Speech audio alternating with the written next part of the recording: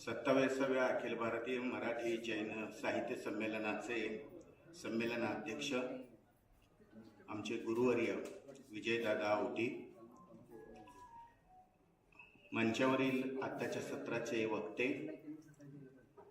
या संपूर्ण 27व्या अखिल भारतीय मराठी जैन साहित्य संमेलनाचे संयोजक माननीय माझे मित्र श्री डी पाटील, माजी संमेलनाध्यक्ष प्राचार्य डॉक्टर गजकुमार शहा, शाहू छत्रपतींच्या जीवनाविषयी ज्यांनी खूप मोठं संशोधनाला योगदान दिलं असे खने सर, पुरोगामी विचार पश्चिम महाराष्ट्रामध्ये सातत्यानं जिवंत ठेवणारे, जागता आणि गास्त ठेवणारे माझे मित्र श्री डॉक्टर अक्कोळे सर, सर्व उपस्थित सभागृहामध्ये बंधू आणखीन भगिनींनो, मी ज्या भूमीवरती उभा आहे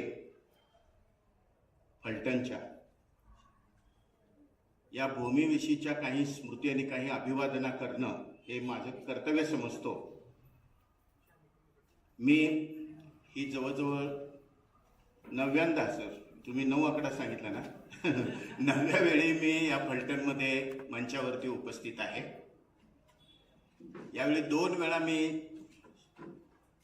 फलटणच्या भूमीवरचं अगदी मध्यवर्ती असणारं जबरेश्वराचं मंदिर 2 वेळा मी दर्शन केलं. एकदा पुरातत्व विभागाच्या सोलापूर विद्यापीठाच्या माया पाटील आम्ही दोघे आलेलो होतो. त्या मंदिराचे जे काही निर्माते आहेत त्याचा उल्लेख नाही, जे कोणी शिल्पकार आहेत स्थापत्यकार आहेत त्याचा उल्लेख नाही, पण मी त्यांना आज या ठिकाणी स्मरण करतो आहे, कारण त्यांच्यामुळं फलटणची प्राचीनता आजही अभ्यासनीय आहे. दुसरा भाग आहे फलटणचे नाईक निंबाळकर. या निंबाळकर घराण्यानी जवळजवळ 900 ते 1000 वर्ष या फलटणच्या परिसरावरती राज्य केलं, आधिपत्य गाजवलं. जैन लोकांचा आणि या नाईक निंबाळकरांचा अतिशय निकटचा संबंध आहे. एक पत्र उपलब्ध आहे, ज्या पत्रामध्ये ज्यावेळी खान इकडं महाराजांच्या पारिपत्यासाठी निघालेला होता त्यावेळी तो फलटणला आलेला होता आणि शिवाजी महाराजांना त्या डोंगरी मुलकातून बाहेर काढण्यासाठी तो नाना प्रकारचे उपाय योजित होता. त्यावेळी त्यांनी एक उपाय असा योजला की शिवाजी महाराजांची पत्नी सईबाई साहेब या फलटणच्या आहेत आणि म्हणून फलटणच्या भावाला त्यांनी कैद केली नाईक निंबाळकरांना, आणि शिवाजी महाराजांना कळवलं मुद्दाम की तुमच्या भावाला तुमच्या बहिणीच्या नवऱ्याला कैद केलं मेहुण्याला आणि आता तरी तू त्याला वाचवायला ये. महाराज मुत्सदी होते, महाराजांना ह्या पठारी भागामध्ये युद्ध करायचं नव्हतं, अफजल खानाला तिकडं ओढून न्यायचं होतं, त्या दुर्गाच्या भागामध्ये त्या गडकोटामध्ये न्यायचं होतं. म्हणून महाराजांनी बुद्धिपूर्वक एक योजना आखली की पूर्वी स्वराज्यामध्ये नाईकजी पांढऱ्या म्हणून एक सरदार होता, त्या सरदाराला महाराजांनी पत्र होतं, नाईकजी पांढऱ्याला पत्र लिहिलं, ते पत्र उपलब्ध आहे. त्या पत्रामध्ये महाराज असते म्हणतात, बाकीचा मजकूर मी सांगत नाही, काही रदबदल करून खाने आझम अफजल खान यांचे हातून नाईक निंबाळकरांची सुटका करावी. ते पुढच्या ओळीत म्हणतात, काही रक्कम दंड म्हणून भरावी लागली तरी भरावी, पण नाईक निंबाळकरांची सुटका करावी. आणि नाईकजी पांढरे थोडंसं त्याला हे झालं, त्याचं हिंदुत्व जागे झालं, महाराजांविषयीची निष्ठा जागी झाली, आणि हा एका राजाला कैद करतो, राजाच्या मेहुण्याला कैद करतो खान म्हणून तो कडक खानाच्या डेऱ्यामध्ये गेला, म्हणजे तंबूमध्ये गेला आणि नाईक निंबाळकरांची सुटका करावी म्हणाला. तो त्याच्या लक्षात आलं की हे लोक स्वजनाचा किंवा स्वधर्माचा फारसा अभिमान बाळगत नाहीत, पण स्वतःचा अहंकार दुखावला जातो, म्हणून तो खानाला म्हणाला, खान त्याला म्हणाले, मी नाईकजी निंबाळकराला सोडतो, कैदेतून सोडतो, पण तुला दंड द्यावा लागेल, पैसा भरावा लागेल. आणि महाराजांनी काय सांगितलं होतं, काही रक्कम दंड म्हणून भरावी लागली तरी भरावी, पण सुटका करा. त्यावेळी माझ्या मित्रांनो त्या पत्रामध्ये पूर्ण उल्लेख आहे की नाईक निंबाळकरांनी फलटणची देशमुखी मंगेश त्यांना बजाजी नाईक, बाबाजी नाईक यांना गहाण टाकली आणि नाईक निंबाळकरांना 2,60,000 कर्ज दिलं आणि या 2 शेटजींनी, जैन शेटजींनी ही फलटणची देशमुखी आणि फलटणचे नाईक निंबाळकर यांना वाचवायचं काम या 2 जैन श्रावकांनी केलेलं आहे. याचा अर्थ असा, बाबांभाई आणि बबनभाई म्हणून असे 2 भाऊ होते. त्यांना मी बजाजी नाईक निंबाळकरांचं जीवन पुन्हा त्यांना जीवनदान दिल्यासारखं वाचवलं आणि या फलटणची देशमुखी वाचवली. त्यामुळं बाबांभाईंना मी या ठिकाणी त्यांचं स्मरण करतो आहे. तिसरं स्मरण मी या ठिकाणी करतो आहे हिराचंद आमोलिकजी. मगाशी फलटणचा इतिहास त्यावेळी सांगितला की नाही मला माहित नाही, परंतु या माणसांनी इथला जो हुंबड समाज आहे या हुंबड समाजाला धार्मिकतेच्या कक्षामध्ये आणायचं, धार्मिक जागरण करायचं, त्यांना व्रतवैकल्य द्यायचं म्हणून ह्या दोन्हीही हुंबड समाजाला इथं दशा हुंबड विसा हुंबड, श्री श्री माळी दसा श्वेतांबर, श्री श्री माळी विसा श्वेतांबर असे 4 पंथाचे लोक हे ईडर संस्थानाहून साधारण 210 ते 220 वर्षापूर्वी या ठिकाणी फलटणला आले. त्यावेळी पुणे असेल, बारामती असेल, फलटण असेल, नातेपुते असेल, अकलूज असेल, आळंद असेल, जवळजवळ 1000 कुटुंब त्यावेळी इथं आलेत सर. आणि ही 1000 कुटुंब इकडं तिकडं होती, पण या सर्व कुटुंबाला मान्यता प्राप्त करून द्यायचं काम, या सर्व कुटुंबाला इथं अस्तित्व निर्माण करायचं काम ज्या एका दोषी कुटुंबाला जातं ते दोषी कुटुंब म्हणजे वालचंद हिराचंद, हिराचंद नेमचंद, नेमचंद निहालचंद, निहालचंद भीमचंद आणि भीमचंद त्यांचे वडील, अशी काही 3 घराची परंपरा आहे. तर त्या हिराचंद नेमचंदांचे वडील निहालचंद यांनी इथं धंदा काढला, तो यशस्वी करत होते. त्यांना असं वाटलं की सोलापूर कापसाचं मोठं केंद्र आहे म्हणून सोलापूरला नेमचंदला पाठवलं धाकट्या भावाला आणि त्या ठिकाणी त्यांनी अनेक प्रकारचे उद्योग केले. कापसाचा धंदा केला, सुताचा धंदा केला, त्यांनी कर्ज ह्याचा राजभट्टाचा धंदा केला, सीजनल उसाडा व्यापार चालू केला. असे नाना प्रकारचे उद्योग करून ते नामारूपास आले आणि त्यांच्या सुपुत्रांनी वालचंद हिराचंदनी हे दोषी कुटुंबाचं नाव आपल्या देशामध्येच नव्हे तर जगाच्या पार्श्वभूमीवरती एक उद्योगपती म्हणून केलं. बंधूनो, मला हे असं सुचलं की सोलापूरमध्ये एक फलटण गल्ली आहे. मी म्हटलं हे फलटण गल्ली सोलापूरमध्ये कसं काय? मग पहिल्यांदा माझ्या असं वाटलं की मी थोडासा अभ्यास केलो, विचार करायला लागलो. तर पहिल्यांदा ज्यावेळी निहालचंद दोशी यांनी आपल्या मुलाला हिराचंद नेमचंदला सोलापूरला पाठवलं, ते गल्ली ते तिथं चाटी गल्लीचं नाव आहे, पण त्या ठिकाणी हिराचंद नेमचंदनी दुकान काढलं. त्यांनी दुकान काढलं म्हणून फलटणचे दुसरे व्यापारी गेले, तिसरे व्यापारी गेले, संपूर्ण गल्लीच त्यांनी वसवली. त्यामुळे त्याला फलटण गल्ली म्हणतात. जे सोलापूरमध्ये फलटण आहे आणि फलटणमध्ये सोलापूर आहे. तेव्हा बंधूंनो, सोलापूर आणि फलटणचं अत्यंत जवळचं नातं आहे. चौथा मुद्दा असा आहे, शिखर शिंगणापूर माहित आहे तुम्हाला? शिखर शिंगणापूरचे एक पुजारी, त्यांचं नाव आहे नाग, आडनाव नाग. त्या नाग हे या देशमुख घराण्याचे पुरोहित होते, म्हणजे आपल्या निंबाळकर घराण्याचे पुजारी होते आणि ते तिथं आपल्या शिखर शिंगणापूरला पूजा अर्चा करत होते. तर त्यांना इथल्या हिराचंद आमोलिकशी आणि जैन समाजाशी संबंध आला आणि त्यांना असं लक्षात आलं की वैदिक धर्मापेक्षा जैन धर्म अधिक सायंटिफिक आहे, म्हणून नाना रामचंद्र नाग या ब्राह्मण पुजाऱ्याने जैन धर्म स्वीकारला आणि त्यांनी मराठीमध्ये उत्कृष्ट अशा पद्धतीची जैन तत्वज्ञानाची ललित साहित्यामध्ये सुंदर पुस्तकं लिहिली. अशा एका श्रेष्ठ लेखकाला, प्रतिभावंताला मी या ठिकाणी त्यांचं स्मरण करतोय. त्यानंतर आणखीन एका महत्वाच्या व्यक्तीचं स्मरण करणं या ठिकाणी मला जरुरीच आहे आणि ते म्हणजे संत महती सागर, की ज्यांच्या प्रेरणेमुळं या फलटण मधलं पहिलं मंदिर, जे काही पहिलं मंदिर आहे आदिनाथ मंदिर, 1823 मेहता कुटुंबानं व्यक्तिगत बांधलं.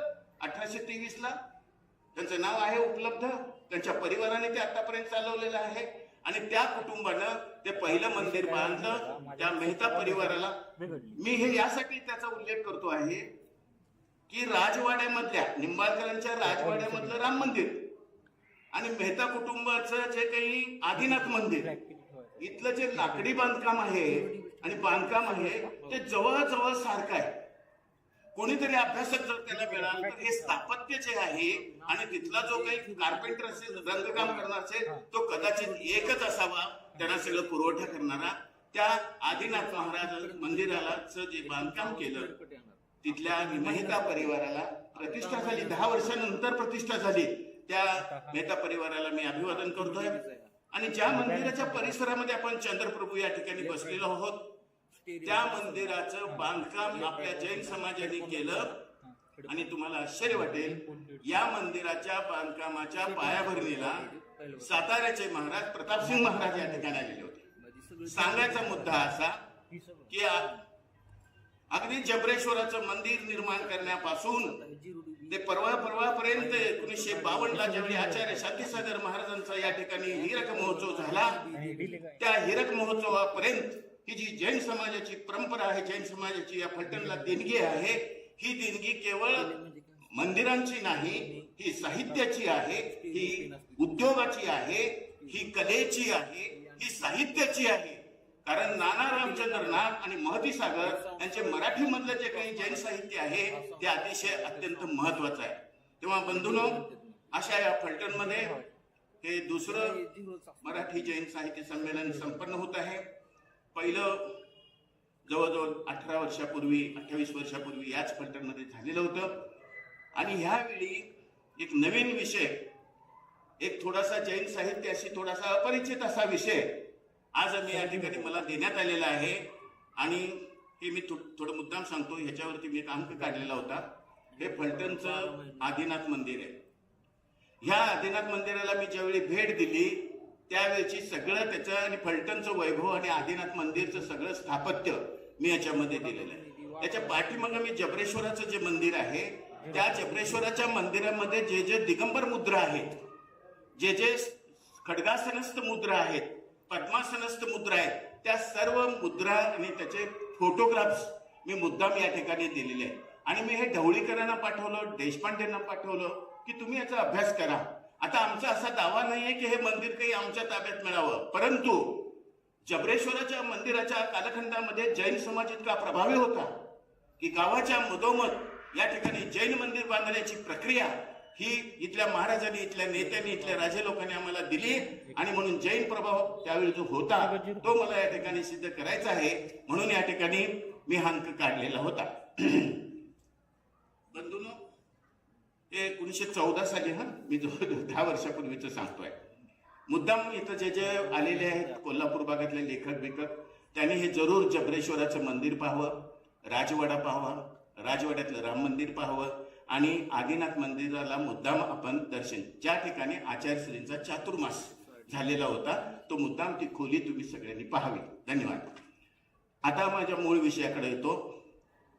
चित्रपती व्ही शांताराम एकच माणूस या एका माणसाने चित्रसृष्टीला जे योगदान दिलेलं आहे हे योगदान इथून पुढे 1000 वर्षे चित्रपट सृष्टीला त्याचं स्मरण राहील. आणि 1000 वर्षे पुढचे जर कलाकार आणि ते सगळं चित्रपट लेखक आणि कलावंत आणि निर्माते सगळे अभिवादन करतील. इतकं मोठं ऐतिहासिक काम या एका व्ही शांताराम नावाच्या जैन माणसानं केलेलं आहे. त्याला अभिवादन करण्याची संधी मला दिली. मी संयोजकांना धन्यवाद देतो. बंधूंनो शांताराम बापू आमच्या कोल्हापूरचे. मी कोल्हापूरच्या जवळ माझं गाव आहे 1-2 किलोमीटरवरती चिंचवाड. बापूंचं घर मी बघितलं. बापूंचे वडील वणकुंद्रे फॅमिली शांताराम राजाराम वणकुंद्रे हे त्यांचं नाव. त्यांच्या आईचं नाव त्यांना 2 पत्नी होत्या. पहिली पत्नी लवकर वारली म्हणून दुसरी पत्नी ही कमलाबाई. कमलाबाईला त्यांनी करून घेतलं. कमलाबाई पासून त्यांना 4-5 मुलं झाली. परंतु शांताराम बापूंनी कमलाबाईच्या विवाहानंतर त्यांची शांताराम बापूंची पहिली पत्नी म्हणजे मी राजारामचं सांगितलं राजाराम वणकुंद्रे यांना 4-5 मुलं होती. हा दुसरा मुलगा शांताराम राजाराम वणकुंद्रे हे कोल्हापूरचे. 1 ला जन्म यांचा. आणि 1901 ते 1920 पर्यंत तुम्हाला आश्चर्य वाटेल, माणूस आपोआप घडत नसतो. ते घडत असताना काहीतरी आजूबाजूची परिस्थिती आणि व्यक्तिगत जीवन त्याचं फार अशा वेगवेगळ्या संवेदनशीलतेनं आणि सृजनशीलतेनं नटलेलं असावं लागतं. बापू जन्मले, वयाच्या 5व्या वर्षी फी भरायला पैसे नव्हते, फी भरायला. म्हणून 1 वर्ष त्यांनी गॅप घेतला. नंतर ते पुन्हा शाळा चालू केली, पण शाळा चालू करत असताना ते 13-14 वर्षाचे झाले. आणि मग त्यांचे कुरळे केस होते आणि दिसायला छोटे देखणे होते. म्हणून गंधर्व नाटक कंपनीमध्ये तिथे त्यावेळी छोट्या वयातच कामाला लागले. त्या गंधर्व नाटक कंपनीमध्ये थोडं कुठंतरी स्टेजवरती बसणं, लहान मुलांचं हे करणं, असं तसं ते काम करायला लागले. परंतु घरची अडचण यायला लागली. पैसे नाहीत घरामध्ये, खायचं काय म्हणून काहीतरी काम करायचं म्हणून ते बेळगावला गेले. गाव सोडून बेळगावला गेले आणि बेळगावला रेल्वे स्टेशन मध्ये रेल्वेच्या एका याच्यामध्ये काम करायला लागले. आणि केवळ हे काम करून मला चालणार नाही, माझी उपजीविका चालणार नाही, वडिलांचं माझं आईचं सगळं भरणार नाही, 4 भावंडाचं होणार नाही, म्हणून हा मुलगा चित्रपट थिएटरमध्ये डोअर कीपर म्हणून काम करत होता. डोअर कीपर म्हणून काम करत असताना शांताराम बापूंचं ते एक वरदान ठरलं की त्यावेळी जवळजवळ सगळे चित्रपट सुरुवातीचे जे होते ते चित्रपट त्यांना पाहता आले, नाटकं पाहता आली. आणि त्यामुळं त्यांची जी जडणघडण, सांस्कृतिक जडणघडण त्या अगद्या युवा अवस्थेच्या मध्ये ज्यावेळी माणूस काहीतरी करिअर घडवत असतो त्या काळामध्ये झाल्यामुळं बऱ्याच गोष्टी त्यांच्या लहान वयामध्ये त्यांना. नंतर मग बाबूराव पेंढारकर ते त्यांचे मावस भाऊच होते. इथं मला काही काम होईना आणि मी काय तर करतो, तुम्ही मला काय तर. त्या कोल्हापूरमध्ये त्यावेळी या चित्रपट सृष्टीला आणि कोल्हापूरचं नाव ललांबूत करणारा एक कलाकार जो चित्रकार होता, तो उत्तम पद्धतीची चित्र काढत होता आणि कॅमेरे तयार करत होता. कॅमेरा कसे तयार होतात म्हणून त्यांनी, त्याचं नाव आहे बाबूराव पेंटर, महाराष्ट्र फिल्म कंपनीचे संस्थापक. या बाबूराव पेंटर मोटर गाड्या तयार करायचे. अत्यंत असे वेड म्हणतात ना, एखादं वेड घेतला ते मोटार. ज्यावेळी चित्रपट तयार करायचं काम नसायचं, चित्रपट स्टेज तयार करायचं काम नसायचं, त्यावेळी मोटारी दुरुस्त करत बसायचे. असे हे बाबूराव पेंटर हे महाराष्ट्र फिल्म कंपनी चालवायचे. तिथे अण्णा आले आणि मला काम द्या. बाबूराव पेंढारकरांच्या ओळखीनं पेंटरांच्याकडं हर काम्या म्हणून महाराष्ट्र फिल्म कंपनीमध्ये शांताराम बापू कामाला लागले. आणि तिथून चित्रपट सृष्टीचा त्यांचा प्रवास चालू झाला. आणि त्यांना पहिला चित्रपट बाबूराव पेंटरने दिला, तो साधं काम करायचं दिला, श्रीकृष्णाची भूमिका. कारण थोडे कुरळे केस, गोरे गोमटे असे होते, म्हणून श्रीकृष्णाची भूमिका घेऊन, विष्णूची भूमिका घेऊन आमचे शांताराम बापू आमच्या सिल्वर पडद्यावरती आले. आणि तो त्यांच्या चित्रपट व्यवसायाचा पहिला सुरुवातीचा कालखंडातला चित्रपट ठरला. आणि त्यानंतर तुम्हाला सांगतो, महाराष्ट्र फिल्म कंपनीमध्ये या संबंध शांताराम बापूंच्या जीवनामध्ये आणि चित्रपटावरती मी एक छोटीशी फिल्म तयार केलेली आहे, 45 मिनिटाची, नवरंग म्हणून. शांताराम बापूंच्या सगळ्या चित्रपटावरच नाव होतं, परंतु त्यांच्या सर्व कला, श्याम बेनेगलनी शांताराम बापूंच्या विषयी म्हटलं, भारतीय चित्रपट सृष्टीमध्ये चित्रपट निर्मितीच्या कथालेखनापासून, कथाबीजापासून ते वितरणापर्यंतच्या सर्व व्यवस्था ज्या एका व्यक्तीला माहीत आहेत आणि त्याच्यामध्ये जो तज्ञ आहे तो म्हणजे महाराष्ट्रातला हा शांताराम बापू पाटील, शांताराम बापू वनकुत्रे. शांताराम नाव, त्यांचं नाव शांताराम वनकुत्रे होतं. ते वनकुत्रे आडनाव त्यांना काही लोकांना खटकत होतं. म्हणून आमचे गणेश गडकरींनी सुचवलं, अरे शांताराम, तुझं हे शांताराम वनकुत्रे काय मला नाव आवडेना, तू व्ही शांताराम कर. आणि गडकऱ्यांच्या सांगण्यावरून शांताराम राजाराम वनकुत्रे यांनी नाव बदलून व्ही शांताराम असं नाव ठेवलं. चित्रसृष्टीमध्ये त्यांना सगळेजण अण्णा म्हणायचे. घरचे लोक त्याला पप्पा म्हणायचे. आणि या शांताराम बापूंनी त्यानंतर गंधर्व नाटक मंडळी 1914-15, महाराष्ट्र फिल्म कंपनीमध्ये प्रवेश 1920ला, महाराष्ट्र फिल्म पौराणिक मूकपट सूर्यकहारांमध्ये विष्णूचं जे काम केलं ते मी तुम्हाला सांगितलं. त्यानंतर तुमच्या फलटणच्या अंबू मुगळखोडकर ही एक साध्या लिंगायत घराण्यातली बाई, तिला अण्णा बघायला आले होते, म्हणजे व्ही शांताराम. आणि बघितल्यानंतर ते म्हणले मला पसंत आहे. मग बाकीचे सगळे म्हणाले अरे ती अशी अजून अनपड आहे, हे आहे ते आहे. हे म्हणले तिला नाही कसं म्हणायचं, तिला बघायला आलोय, तिला नाही कसं म्हणायचं, तिचं मन कसं दुखवायचं. आणि आम्ही एवढे सगळे जण आलोय, ती काहीतरी आशा लावून बसले असेल. म्हणून अंबू मुगळखोडकर यांच्याशी 1922 साली तिने लग्न केलं. त्यानंतर सिंहगड असेल, कृष्णावतार असेल, अनेक लग्न, सती पद्मिनी असेल, लग्नानंतर असे अनेक चित्रपट त्यांनी महाराष्ट्र फिल्ममध्ये गजगौरी केला, त्याच्यानंतर मुरलीवाला केला, नेताजी पालकर केला, महारथी कर्ण केला, बाजीप्रभू देशपांडे केले. अनेक चित्रपट, ऐतिहासिक चित्रपट शांताराम बापूंनी महाराष्ट्र फिल्म कंपनीमध्ये केलं.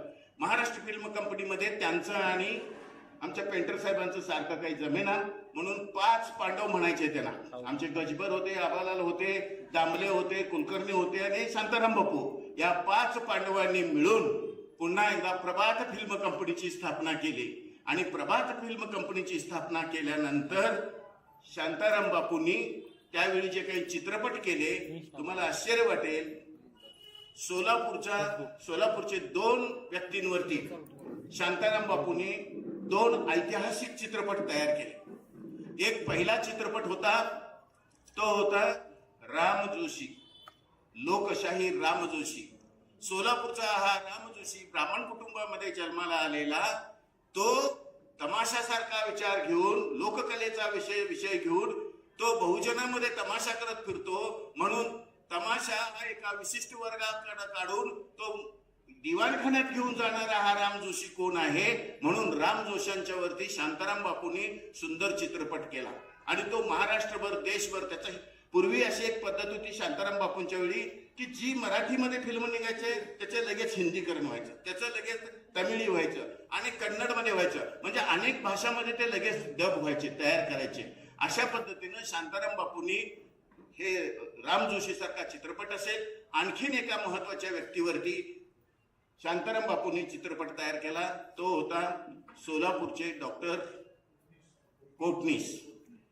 डॉक्टर कोटणीस हे हू कम नॉट बॅक, म्हणजे परत आलाच नाही. चायनीज युद्धाच्या वेळी कोटणीस तिकडे गेले, ते परत आले नाहीत. त्यांच्यावरती कोटणीस की अमर कहाणी म्हणून स्वतः कोटणीसची भूमिका करतात. त्यावेळी जयश्रीबाई त्यांच्या जीवनामध्ये आल्या आणि कोटणीस की अमर कहाणी म्हणून हा चित्रपट काढला. तो अनेक ठिकाणी गाजला, बर्लिन चित्रपट महोत्सवामध्ये गेला, त्या ठिकाणी सुद्धा त्यांना बक्षिसं मिळाली. आणि त्यानंतर शांताराम बापूंनी 42-43च्या कालानंतर या प्रभात फिल्म कंपनीच्या नंतर या 5 व्यक्तींशी झालेले विसंवाद, आपल्याला आश्चर्य वाटेल, एक प्रायोगिक चित्र निर्माता, दिग्दर्शक आणि स्वतः अभिनेता आणि चित्रपट सृष्टीमध्ये टेक्निकल नॉलेज असणारा हा एक अजब असा फार हुन्नरी कलाकार होता. शांताराम बापू स्वतः लिहायचे. एक उदाहरण त्यांनी दिलेलं होतं की गदिमांना सांगितलं, गदिमांचं एक व्याख्यान औंध संस्थानामध्ये होतं. गदिमा औंध संस्थानामध्येच शिकले. गदिमांना औंध संस्थानाचंच पठीक भरपूर प्रोत्साहन मिळालं. तिथं शिकत असताना हे मोठे झाल्यानंतर त्यांचं एक व्याख्यान तिथं ठेवलेलं होतं. ते व्याख्यान ठेवलेले असताना मोकळ्या वेळेमध्ये गदिमा तिथलं तुरुंग पाहायला गेले आणि एका आयरिश तुरुंगाधिकाऱ्याचा तो प्रयोग चाललेला होता की तुरुंगात डांबून ठेवलेले जे कैदी आहेत त्या कैद्यांना जर आपण मुक्त वातावरण दिलं आणि त्यांना सुधारण्याची संधी दिली तर ते सुधारतील, हा प्रयोग त्यांनी चालू केला.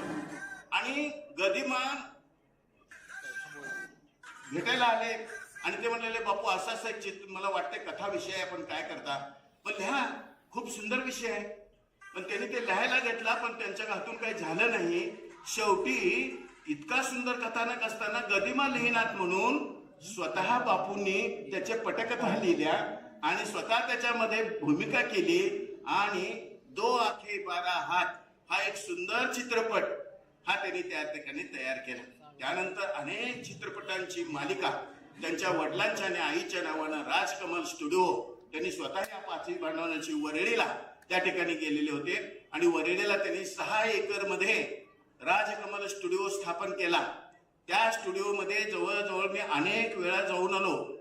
हे पुस्तक सुद्धा अण्णांचे जे स्वीय सहाय्यक म्हणजे अण्णांचे स्वीय सहाय्यक शांताराम बापूंचे स्वीय सहाय्यक चंद्रकांत पाटील हे कोल्हापूरचेच होते. त्यांनी मला दिलं. मला त्यांनी फिल्म एक छोटीशी काढायला परवानगी दिली. मला त्यांनी जवळजवळ सगळे म्हणजे प्रभात हा पहिला मुलगा विमलबाईंचा, त्यानंतर किरण शांताराम होते, 3 राजश्री थोरली मुलगी, जयश्री ही मुलगी, अनेक त्यांना 3 मुली होत्या आणि ही 2 मुलं होती.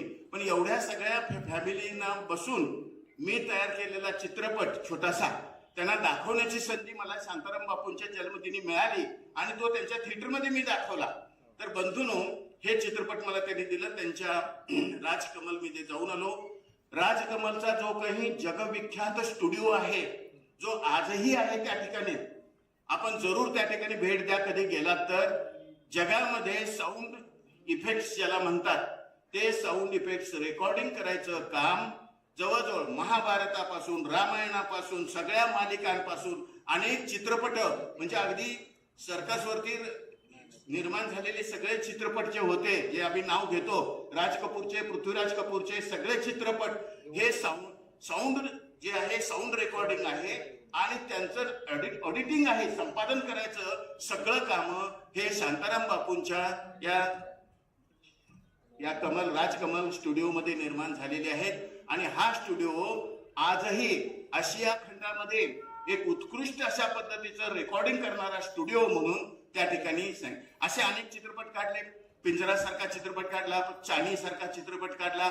70 वर्षाच्या चित्रपटाच्या आयुष्यामध्ये शांताराम बापूंनी जवळजवळ 72 चित्रपटाची त्यांनी निर्मिती केली आणि शेवटचं त्यांचं स्वप्न होतं. 90 वर्षे जवळजवळ ते जगले आणि शेवटच्या 5 वर्षामध्ये ते आजारी असताना सुद्धा त्यांना असं वाटत होतं एक स्वप्न पहा. या वयामध्ये बापू स्वप्न पाहत होते की मला उत्तर रामायण काढायचंय, उत्तर रामायण, उत्तर महाभारत काढायचंय आणि उत्तर महाभारत हे फिल्म काढण्यासाठी, मालिका काढण्यासाठी भारतातले महाभारताचे अभ्यास करणाऱ्या सर्वांना त्यांनी एकत्र केलेलं होतं आणि त्या ठिकाणी उत्तर महाभारत काढण्याचं स्वप्न त्यांनी त्या ठिकाणी ठेवून त्या ठिकाणी वयाच्या 90व्या वर्षी शांताराम बापू निवर्तले.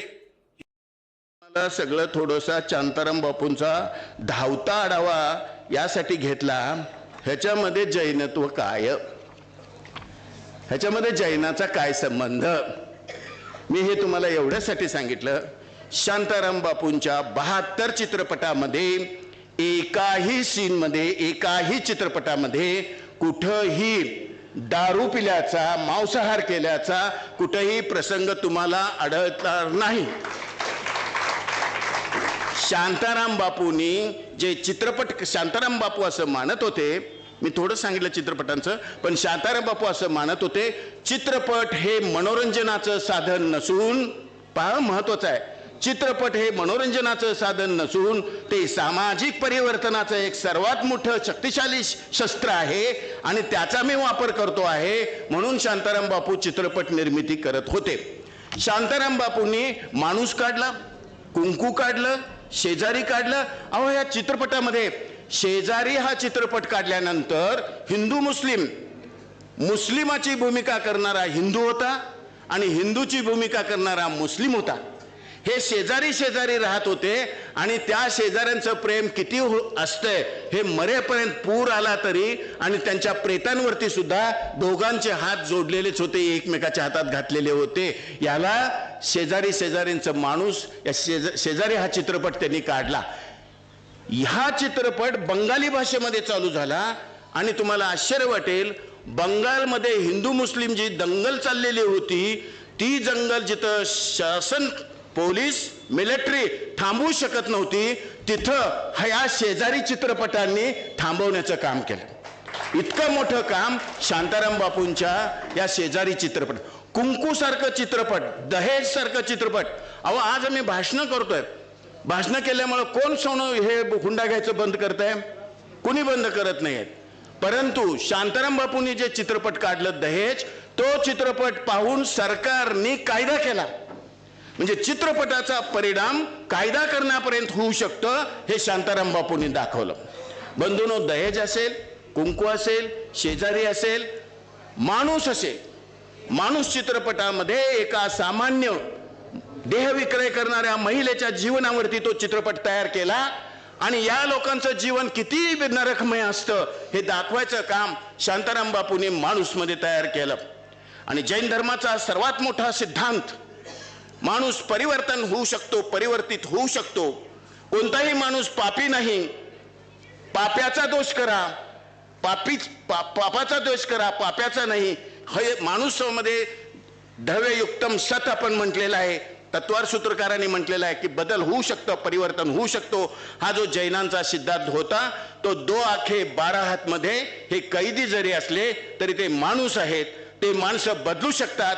हा सिद्धांत 2 आखे 12 हात मधून शांताराम बापूंनी दिला.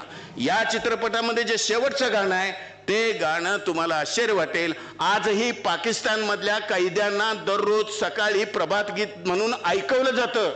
इतकं त्या गीताचं महत्व त्या ठिकाणी संध्याने काम केलं. त्याच्यामध्ये सुंदर अशा पद्धतीचं शांताराम बापूंनी त्याचं ए मालिक तेरे बंदे हम, त्याचा अर्थ किती सुंदर आहे. तर त्याच भरत व्यासने ते काव्य लिहिलं आणि शांताराम बापू त्याच्यामध्ये काम करत होते विश्रांती म्हणजे अंतिम ह्याच्यात. आणि आमच्या संध्याताई ते वाजवत त्याच्यामध्ये ते ये मालिक तेरे बंदे हात हे सुंदर गाणं, आणि ते आजही पाकिस्तानमध्ये वाजवलं जात असतं.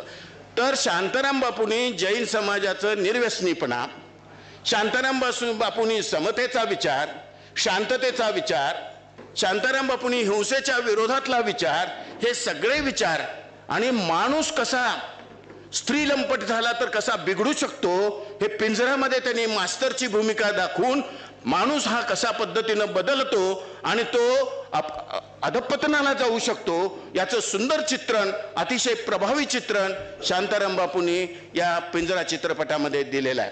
सांगायचा मग तर तसा बापू जन्मानं जैन होते. राजाराम वनकुद्रे हे स्वतः जैन होते, पंचम जैन होते. कोल्हापूरमध्ये आज अजूनही त्यांचे सगळे नातलग त्या ठिकाणी आहेत. ते अजूनही शांताराम बापूंचा फोटो त्यांच्या घरामध्ये लावतात. पन्हाळ्याला शांताराम बापूंचं घर आहे.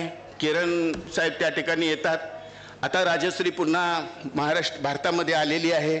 ती तिथल्या इंग्लिश माणसाशी हे केलं. आमच्या जयश्रीताईंची मुलगी तेजश्री ही लालचंद हिराचंदची मुलगी, जो मुलगा आहे शशांक शेठ, त्यांची ती पत्नी होती. अशा पद्धतीनं जैन समाजाचा मोठा संबंध हा शांताराम बापूचा. आणि एक महत्त्वाचं, मी ज्यावेळी शांताराम बापूंच्या स्टुडिओमध्ये गेलो होतो आणि हे जे चंद्रकांत पाटील यांच्याशी प्रदीर्घ काळ चर्चा केली. परवा ज्यांचं निधन झालं संध्याताई, त्यांना कुणालाही भेटायला परवानगी नव्हती. शांताराम बापूंच्या नंतर आणि आधीसुद्धा त्या एका साध्वीसारखं जीवन जगल्या. तुम्ही त्यांच्याकडं फक्त चित्रपटाची एक अभिनेत्री म्हणून पाहत आहात, परंतु शांताराम बापूंच्या या सबंध आयुष्यामध्ये 3 पत्नी होत्या शांताराम बापूंना. पहिली विमलबाई, दुसरी जयश्री, ती मध्ये जयश्री कामुतकर म्हणून होती, त्यांनी अनेक चित्रपटांमध्ये काम केलं. शांताराम बापूंनी ज्यावेळी सैरंध्री काढला त्यावेळी जर्मनीला जाऊन आले. आणि त्यानंतर ह्या दुसऱ्या शांताराम बापूंचा पहिला चित्रपट जो होता, जो त्यांच्या ह्याच्यामधून काढला राजकमलमधून, त्यावेळी शाकुंतल चित्रपट काढला, जगामध्ये रेकॉर्ड केला. जवळजवळ 1 वर्षभर ते प्लाझा थिएटरला चालू केलेलं होतं. अशा पद्धतीनं शांताराम बापूंचे अनेक चित्रपट, तुम्ही शाकुंतलमध्येचा इतिहास तुम्ही वाचता, दुष्यंत राजा आणि शाकुंतलाचा, कण्व ऋषीचा, की ह्या आश्रममध्ये कुठल्याही प्रकारच्या प्राण्याची हत्या होत नव्हती. ते शांताराम बापूंनी इतकं सुंदर दाखवलेलं आहे की प्राणी हत्या करू नका, आश्रममध्ये तर होणारच नाही, दुसरीकडे सुद्धा करू नका, असं शांताराम बापूंनी आपल्या संपूर्ण 72 चित्रपटांमध्ये अहिंसेचे विचार, निर्व्यसनीपणाचे विचार, माणुसकीचे विचार, स्त्रियांवरती होणाऱ्या अन्यायाचे विचार आणि सामाजिक जाणीवेचे विचार, अशा अनेक जैन विचार त्यांनी त्याच्यामध्ये पेरले. आणि त्यांनी या सर्व चित्रपटांमधून समाज परिवर्तनाचा असे संदेश त्यांनी दिले.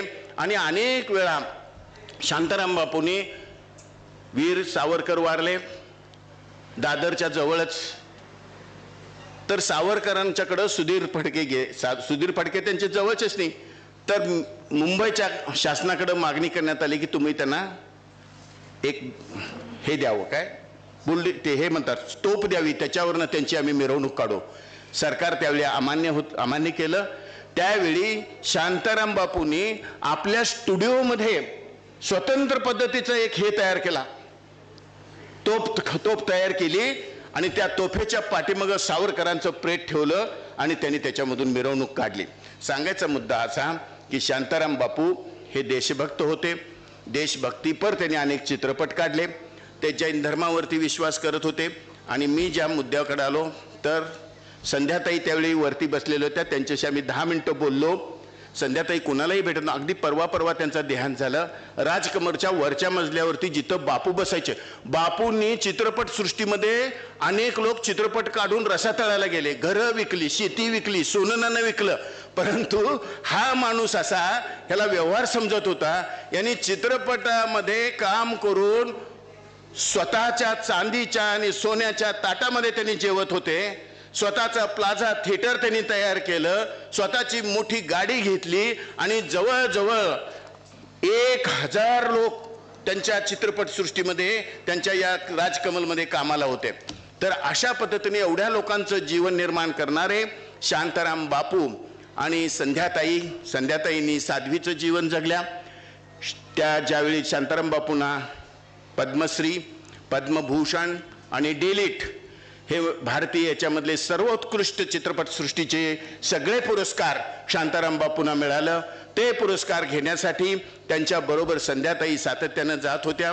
आणि एक जैनांच्या विषयीचं फार मला या ठिकाणी सांग, पण एक महत्त्वाचं सांगायचं आहे की प्रभात कुमार, शांतारामचे थोरले चिरंजीव, यांनी हिमालयामध्ये एक शूटिंग चाललेलं होतं. हिमालयाच्या बर्फामध्ये ते शूटिंग घेत होते. त्यावेळी त्यांच्या फुफ्फुसांना काही स्पॉट आले थंडीमुळं आणि त्याच्यातच त्यांचा मृत्यू झाला. तर त्यांचं शेवटची जी फिल्म होती हे प्रभात कुमार पिंजराचे पण दिग्दर्शक आहेत. हे प्रभात कुमार अनेक चानीचे पण दिग्दर्शक आहेत. सहदिग्दर्शक म्हणून प्रभात कुमारचं नाव येते, प्रभात कुमार शांतारामचं. अगदी शांतारामचे म्हणजे विमलबाईंच्या पासून तयार झालेले प्रभात कुमार, त्यांची अशी इच्छा होती, म्हणजे विमलबाईंनी ती सुचवलेली इच्छा होती, या शांताराम बापूंच्या मुलांनी गोमटेश्वराचं दर्शन केलं होतं आणि गोमटेश्वराच्या निर्मितीचं एक फिल्म तयार करावी म्हणून आमच्या प्रभात चित्रमंदिरचे प्रभात कुमार म्हणजे शांताराम बापू, त्यांनी जवळजवळ 70 ते 80% फिल्म, निगेटिव्ह फिल्म त्यांनी तयार केलेली होती. ती त्यांच्या पेटीमध्ये भरलेली आहे. ती पेटी उघडून बघण्याची आणि त्याचे पॉझिटिव्ह निगेटिव्ह करायचे जे काही भूमिका आहेत ते करू शकले नाहीत कुणी अजून.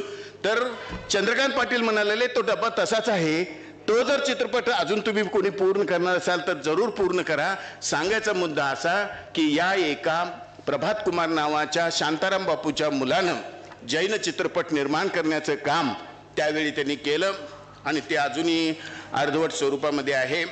कोणी एक मराठी चित्रपट निर्माता असेल, दिग्दर्शक असेल, कुणी ज्याला आवड आहे त्यांनी जर ते करायचा प्रयत्न केला तर निश्चित त्यांनी ते देतील. मी या ठिकाणी चित्रपती ही पदवी शिवाजी पार्कवरती शांताराम बापूंच्या सत्काराच्या वेळी प्रल्हाद केशव आत्रे यांनी दिली. हे साधे नाहीत, हे चित्रपती आहेत. हे चित्रपती म्हणून ही पदवी शांताराम बापूंना त्यांनी दिली. शांताराम बापूंनी आपले 72 चित्रपट हे सगळे मनोरंजनाची साधनं म्हणून नाही तर ह्याच्यामध्ये निर्माण केली. स्वतःचा चित्रपट स्टुडिओ काढला, स्वतःचीच माणसं, पत्नी त्याच्यामध्ये, मुलगा म्हणजे बाहेरचे नट आणले नाहीत.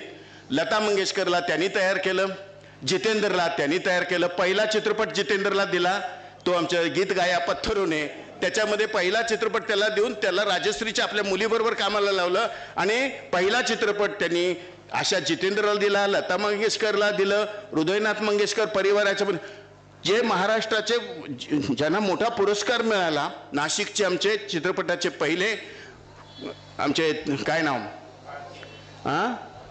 फाळके, दादासाहेब फाळके आजारी पडले. पैसे नव्हते औषधं घ्यायला. माणूस कसा असतो बघा. शांताराम बापूंना ज्यावेळी कळालं की दादासाहेब फाळके आजारी आहेत आणि त्यांना दर महिन्याला स्वतः 5,000 रुपयाचा चेक पाठवायचा आणि त्याच्या पत्नीला पत्र लिहायचं, तुला आणखी पाहिजे असेल तर मला कळव. दादासाहेबांसारखे आजारी असताना कोणी मदत केली नाही असे होऊ नकोस, निसंकोचपणे मला कळव, मी तुला आणखी पैसे पाठवत जाईन. बालगंधर्व आजारी पडले, कोणी विचारायला तयार नाहीत. 7 लाख रुपयाचं कर्ज त्यावेळेचं होतं.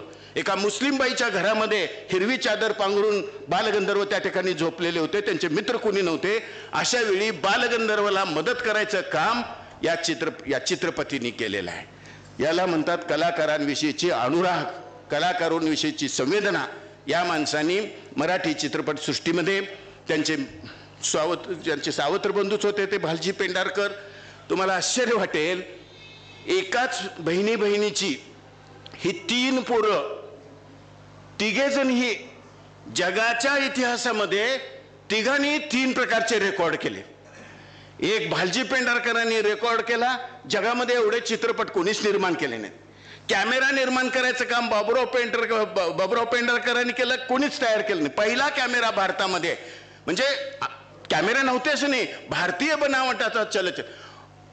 स्क्रीन ज्यावेळी बोलू लागली त्यावेळी पहिला बोलपट काढण्याचं, राजा हरिश्चंद्र सारखा चित्रपट काढण्याचं काम शांताराम बापूंनी केलं आणि पहिला बोलपट निर्माण केला शांताराम बापूंनी.